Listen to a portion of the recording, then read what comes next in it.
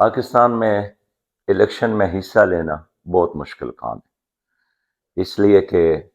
منشور نظریہ کردار کی بجائے پیسہ چلتا ہے، اور یہی وجہ ہے گزشتہ 76 سالوں سے پیسے کی بنیاد پر لوگ کامیاب ہوتے ہیں، خاص کر وہ خاندان جو طویل عرصے سے جاگیرداری کی بنیاد پر قائم ہیں، یا وہ بڑے سرمایہ دار یا مافیاز۔ اس کے علاوہ جو مشکل کام ہے وہ یہ کہ جو یکساں ماحول ہے سیاسی جماعتوں کو، وہ کبھی بھی میسر نہیں ہوتا ہے، اور آج بھی ملک میں مجموعی طور پر ایک گھٹن ہے، شکوک اور شبہات ہے، اور اس طرح آزادانہ ماحول نہیں ہے جس طرح جمہوریت کے بارے میں تصور قائم ہے۔ اور عام آدمی اب یہی محسوس کرتا ہے کہ پاکستان میں ایک عرصے سے کنٹرول ڈیموکریسی ہے، اور پولنگ اسٹیشن سے لے کر مرکزی نظام تک،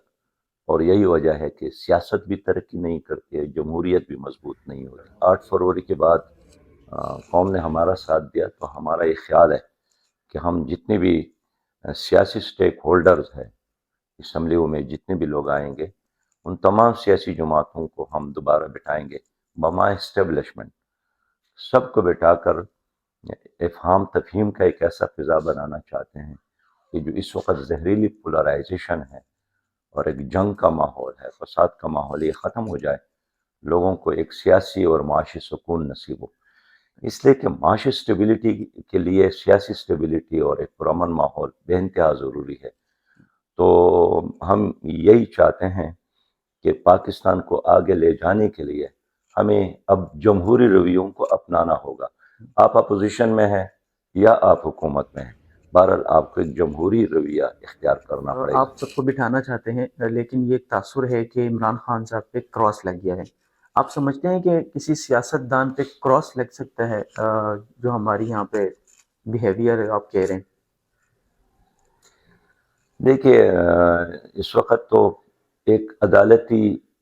کیسز جاری ہیں، معلوم نہیں ہے کہ یہ ان کے کروٹ بیٹھتا ہے، لیکن میں ان سیاسی جماعتوں کی بات کرتا ہوں جو اسمبلیوں میں آئیں گے، اسمبلیوں میں موجود ہوں گے، ظاہر ہے قومی اسمبلی کے ممبران ہوں گے، سینیٹر ہوں گے۔ تو ہم یہی چاہتے ہیں کہ ہم سب بیٹھ کر اپنے سیاسی نظریاتی اختلافات کے باوجود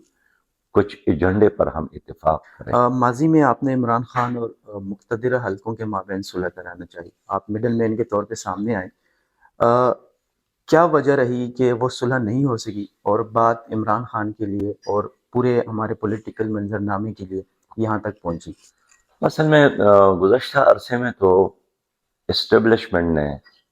بھرپور ساتھ دیا تھا عمران خان کو، بلکہ ان کو اٹھا کر وزارت عظمیٰ کی کرسی پر بٹھایا، خیبر پختونخوا کی حکومت ان کو دی، گلگت بلتستان کی حکومت ان کو دی، کشمیر کی حکومت ان کو دی، پنجاب میں ان کی حکومت قائم ہو گئی، اور عدلیہ بھی ان کے ساتھ، نیب بھی ان کے ساتھ، لیکن اس کے باوجود بھی وہ حکومت نہیں چل سکی، اس لیے کہ عمران خان صاحب نے سب سے بڑے صوبہ پنجاب پر بزدار جیسے آدمی کو بٹھایا جو ایک یو سی کو بھی چلانے کی اہلیت نہیں رکھتے ہیں۔ اس طرح خیبر پختونخوا میں ایک ایسے آدمی کو بٹھایا جس کے اندر کوئی صلاحیت نہیں تھی، ایک کونسلر کی طرح صلاحیت بھی اس میں نہیں تھی۔ تو یہ بدقسمتی آپ کہہ دیں کہ عمران خان نے اپنے گرد جن لوگوں کو جمع کیا تھا، اگر وہ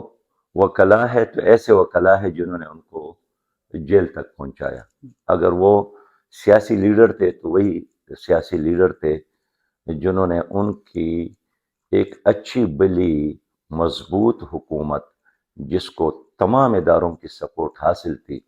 ختم کروایا۔ پھر اپنے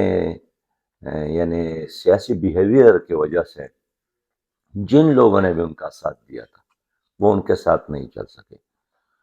تو یہی وجہ ہے کہ پھر ان کے اور اسٹیبلشمنٹ کے درمیان ایک مس انڈرسٹینڈنگ یا دوری یا فاصلہ پیدا ہو گیا۔ کہ آنے والے الیکشنز میں اکثریتی جماعت کے ساتھ آپ کا اتحاد ممکن ہے؟ اور کیا وہ جماعت اگر پیپلز پارٹی یا مسلم نون ہوتی ہے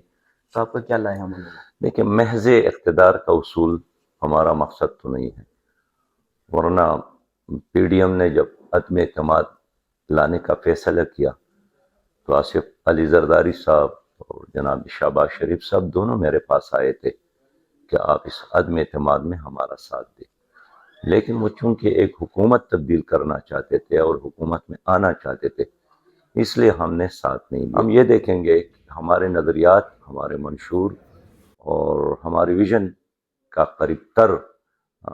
پروگرام کس جماعت کے ساتھ ہے، اس لیے قبل از وقت ہے، لیکن میں پھر کلیئر کرنا چاہتا ہوں کہ محض وزارتوں اور یا کچھ منصب کا حصول جماعت اسلامی کا مقصد نہیں ہے۔